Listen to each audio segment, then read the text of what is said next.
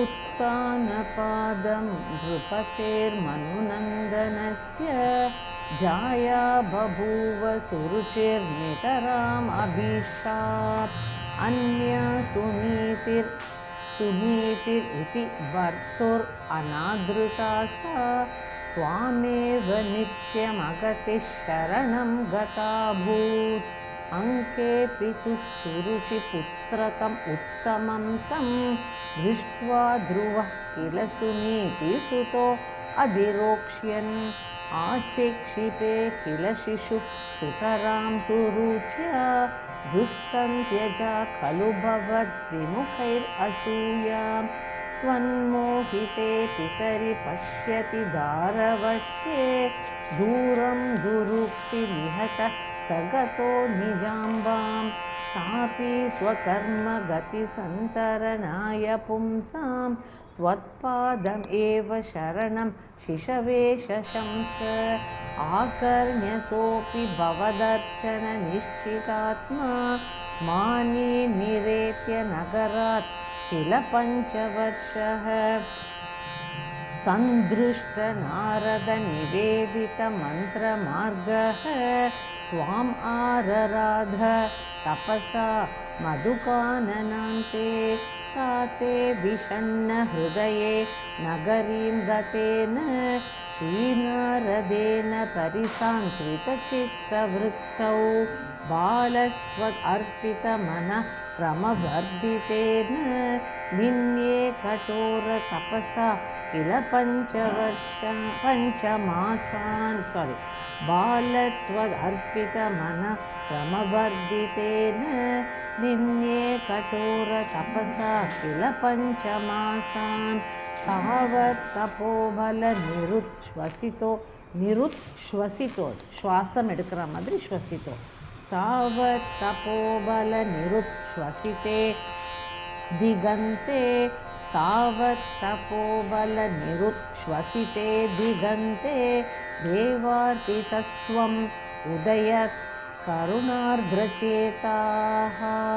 देवार्तितस्त्वम् उदयत् करुणार्द्रचेताः त्वद्रूपछिद्रसनिलीनमते पुरस्ताद्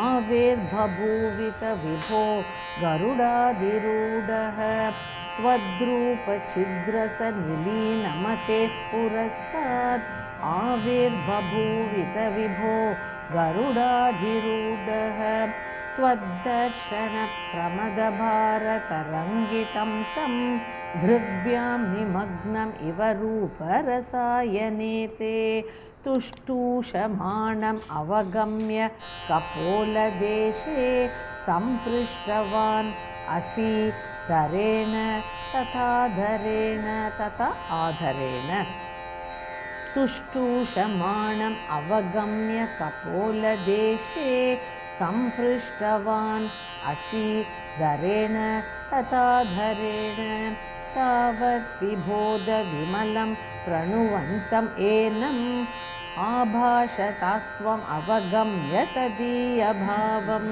राज्यं चिरं समनुभूय भजस्व भूयः सर्वोत्तरं ध्रुवपदं विनिवृत्तिहीनम् इत्यूचुषि இந்த இடத்துல इत्यूचिषि வேண்டாம் इत्यूचुषि त्वयि गते नृपनन्दनो असौ आनन्दिता अखिलजनो नगरीम् उपेतः इत्यूचुषि त्वयि गते नृपनन्दनो असौ आनन्दिता अखिलजनो नगरीम् उपेतः प्रेमे चिरं भवदनुग्रहपूर्णकामः ताते गते च वनम् आदृतराज्यभारः यक्षेण देव निहते पुनरुत्तमे अस्मिन् यक्षैः स विरतो मनुक्त्या शान्त्या प्रसन्न हृदयात् धनदाद् उपेतात् त्वद्भक्तिमेव सुदृढाम् अवृणोन् महात् महात्मा शान्त्या प्रसन्न हृदयाद् धनदाद् उपेतात् त्वद्भक्तिम् एव सुदृढाम् अवृणोन्महात्मा अन्ते भवत्पुरुषनीतविमानयातो मात्रा समं ध्रुवपदे मुदितो अयम् आस्ते एवं स्वभृत्य जनपालनलोलधीस्त्वं वातालयाधिप निरुन्दी मम आमयौघान् नारायण अखिल गुरु भगवन् नमस्ते. Dasakam 17, the story of Dhuruva, the greatest of the child devotees of the Lord. Swayambhu Manu and Shatarupa, they had 3 daughters, Akuti, Devahuti and Prasuti. The Mahavishnu incarnated as Yajnamurti, who was born to Akuti, the eldest of the 3 daughters. He was born as Kapila in Devahuti, the second daughter, and as Narayaneyam in Murti, who was one of the 13 daughters of Prasuti.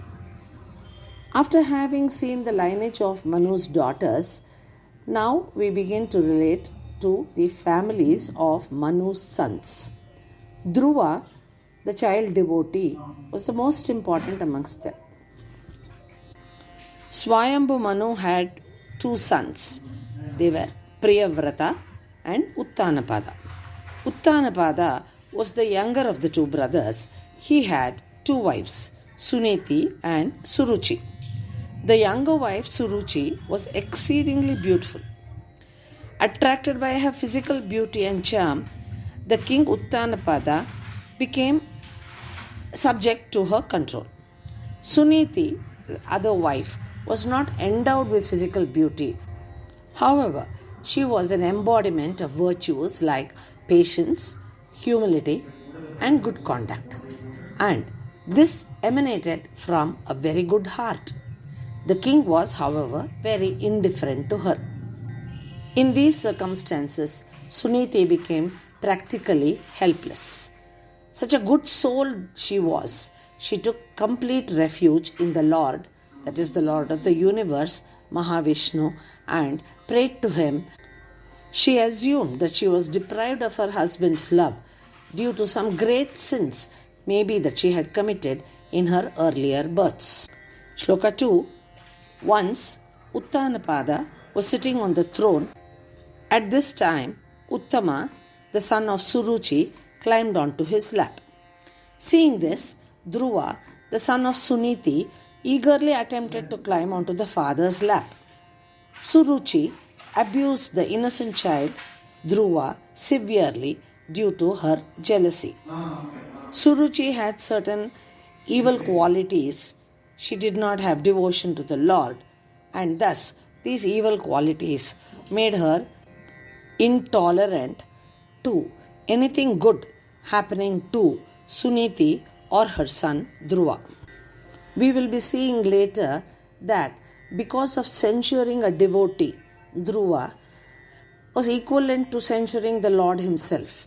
Later, Suruchi is going to be suffering the pain of losing her son, while the devotee Suniti, by the grace of the Lord, is to attain progressively great statures and finally an everlasting place like the Dhruvaloka. Suruchi severely reprimanded Dhuruva when he tried to climb onto his father's lap. At that time itself, the king ought to have corrected her, but he kept quiet. It was not because the king lacked discrimination and fairness, but the power of destiny had to take its course. However learned a man may be, one cannot prevent the course of destiny. The mind acts accordingly. King Uttanapada's mind came under the influence of the Maya, and he could not utter a word out of fear of the bad temper and the extremely charming Suruchi, who swayed him according to her wishes. Dhuruva was severely hurt and struck at the heart by the sharp and the severe scolding that Suruchi had given him in the presence of the father Uttanapada. Dhuruva quickly withdrew and hastened to his mother Suniti. He related the entire episode to her with deep hurt and pain in his mind. Suniti advised him that the only recourse for all human beings to get relief from such misfortunes that come out of one's own past deeds was to seek shelter at the feet of the Lord. In other words, devotion to the Lord is the only way to cross the ocean of the consequences of one's own past karma. The sum and substance of Suniti's advice is that to get rid of all one's sins and to attain the desired success and well-being, one should completely surrender to the Lord. Shloka 4. Dhuruva was just 5 years old when the above incident took place. But he was highly sensitive and very self-respecting. He could not reconcile the harsh words of his other mother, Suruchi. Dhuruva consoled his distressed mother and left the city straight to the forest, determined to devote himself to the worship of the Lord. On the way, he had an accidental but providential meeting with sage Narada. The sage was immensely pleased to find the rock-like mental fitness of the young boy. Narada gave the boy instructions in the procedures of worship, Ashtanga Yoga, like Yama, control of the body, Niyama, control of the mind, Asana, that is the posture of sitting, Pranayama, control of breath, Pratyahara, withdrawing all the sense organs from external influences, Dharana, keeping the mind collected and steady, Dhyana, meditation, and Samadhi, that is perfect absorption of thought into the Supreme Lord. Narada also initiated him into the great and the divine mantra, the Dwadasha Akshara mantra, that is Om Namo Bhagavate Vasudevaya. That is the Dwadasha Akshara mantra, the mantra with 12 syllables, and they are Om Namo Bhagavate Vasudevaya. Dhuruva then entered the forest of Madhu, that is Madhuvana, and he engaged himself in severe tapas in adoration of the Lord with single-minded devotion. Shloka 5 describes the state of mind of King Uttanapada and Dhuruva's severe penance. Though King Uttanapada did not utter a word in fear of Suruchi, he was filled with unhappiness when he learned that Dhuruva had departed to the forest to do penance. He started worrying about the lurking dangers in the forest, the dangers that a 5-year-old child could face. When he was thus worried and distressed at the consequence of his own behavior, Narada reached the palace. Narada met the grief-stricken king and asked the king what it was that was troubling him so much. The king related the incident to Narada and cursed himself for the offense that he had caused to Dhuruva, which had forced Dhuruva to go to the forest to do penance, which had forced Dhuruva to renounce the comforts of the palace. Narada consoled the king and said, "O king, you don't have to worry a bit about Dhuruva. The Lord of the three worlds, Mahavishnu, will definitely protect him. Dhuruva will successfully complete the penance, which is difficult even for the Devas. Dhuruva would also enhance Uttanapada's fame and attain all that he desires." This was Narada's advice to Uttanapada. Meanwhile, Dhuruva in the forest of Madhuvana practiced the Ashtanga Yoga, chanting the Dwadasha mantra uninterruptedly. He withdrew his mind from everything and concentrated on the lotus feet of the Lord.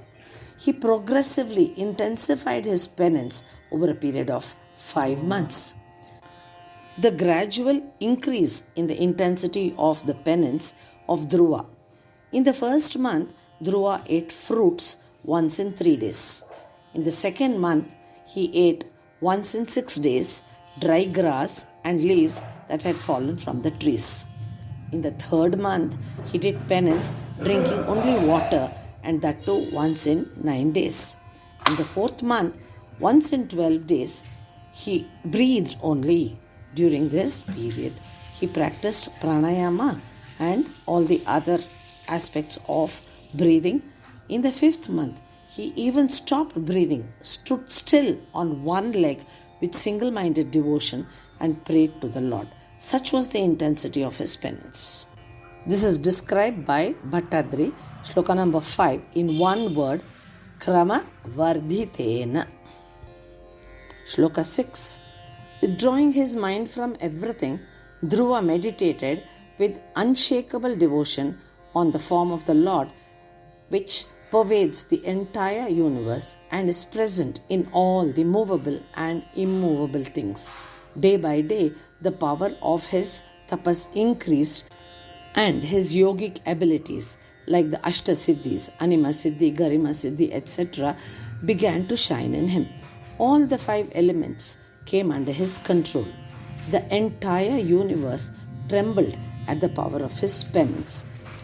Dhuruva bound and enshrined the Mahavishnu and the form of the Mahavishnu in his heart. Because the Lord holds the entire universe of the 3 worlds in his abdomen, the whole weight was on Dhuruva, who was doing penance standing on one foot. Mother Earth was unable to bear the weight and began to sink. As Dhuruva controlled his breathing in accordance to the pranayama, Vayu, the Lord of Air, came under his control, and no living being was able to breathe. The entire universe came to a standstill. At this, the Devas got frightened, and they tried their best to obstruct Dhuruva's penance. When they failed, they had no other option but to take refuge in the Lord to dissuade Dhuruva. But by that time, the Lord was already greatly moved and overwhelmed with compassion due to the sincere devotion and the rock-like steadfastness of Dhuruva in carrying out his mission. Immediately, the Lord proceeded to the Madhuvana on his vehicle, the Garuda. At that time, Dhuruva's mind had reached the peak of penance, a stage when he could perceive no difference between the Lord and himself, and was immersed in samadhi and was enjoying the nectar of bliss of seeing the Lord in his mind's eye. Suddenly, when the Lord appeared in front of him and disappeared from his mind, Dhuruva woke up from his samadhi, opened his eyes, and saw the Lord before him seated on the Garuda with all the 4 ensigns on his hand, that is, the Shankh, the Chakra, the Gada, and the Padma. We may also pray to the Lord, who has no difficulty in presenting himself in any form, anywhere, inside or outside, in the mind's eye or before the physical eye. We can pray to the Lord to reveal himself to us as he did to Dhuruva, and that we are humble and we are an ardent devotee of the Lord. Then, Shloka 7 describes the Lord's action now towards Dhuruva. Dhuruva till then was in deep meditation, visualizing in his inner eye, in his mind, the divine form, and was filled with waves of delight and bliss when the Lord appeared physically before Dhuruva. When the Lord appeared before Dhuruva, his eyes were blinded by the splendor and the glory of the Mahavishnu.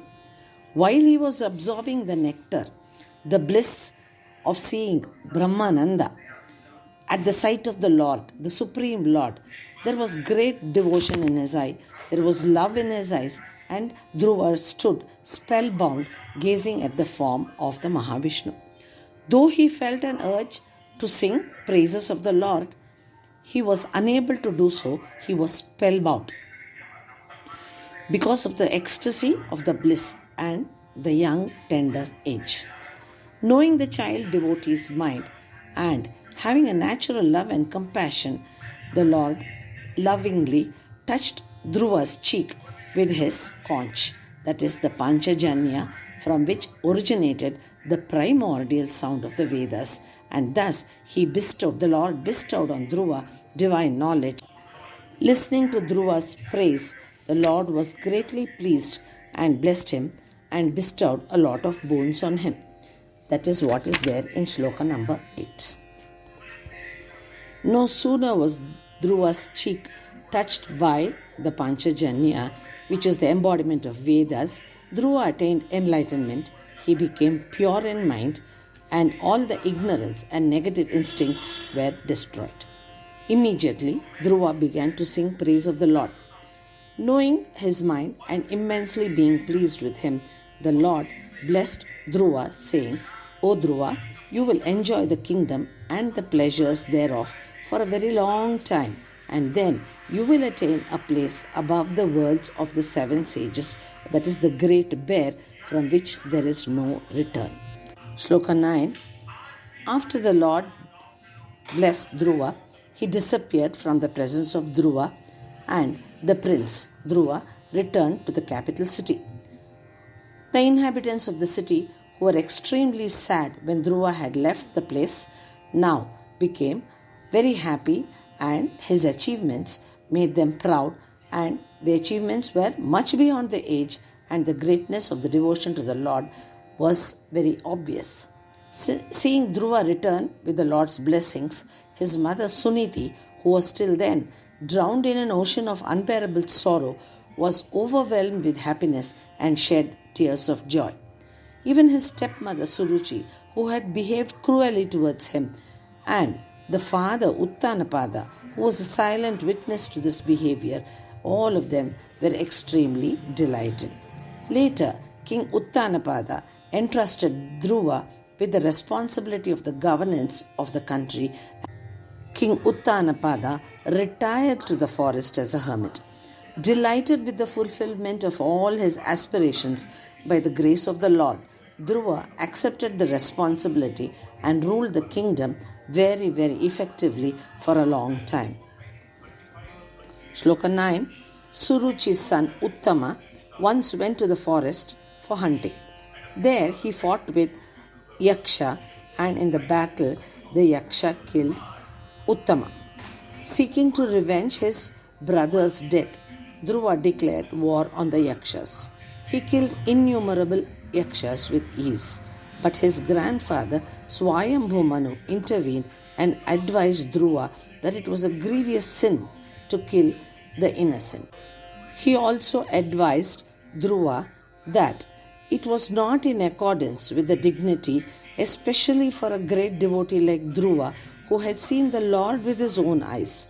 He advised Dhuruva to become calm. Dhuruva renounced his anger and enmity and stopped the war. Immensely pleased at Dhuruva's action, which resulted in a stop of the hostilities and prevalence of peace, Kubera, the king of the Yakshas, approached Dhuruva with an offer of boons. Dhuruva, the great soul that he was, chose to ask for steadfast and unshakable devotion alone towards the Lord instead of ordinary favors. Shloka 10. Dhuruva attains his permanent abode. Dhuruva ruled his kingdom for 36,000 years and enjoyed all the benefits. At the end of his worldly existence, he, along with his mother Suniti, went to a region called the Dhuruva Loka, that is, an everlasting region above the Sapta Rishi Mandalam, that is, the great abode of the great sages, or maybe the great bear. A divine vehicle, an aeroplane, brought in by the emissaries of the Lord Sunanda and Nanda, came, and Dhuruva enjoyed the divine bliss with a contented heart. The last line, Evam Swabhritya Jana Palana Loladhistvam वातालयाधिप निरुन्धि मम आमयौघान्.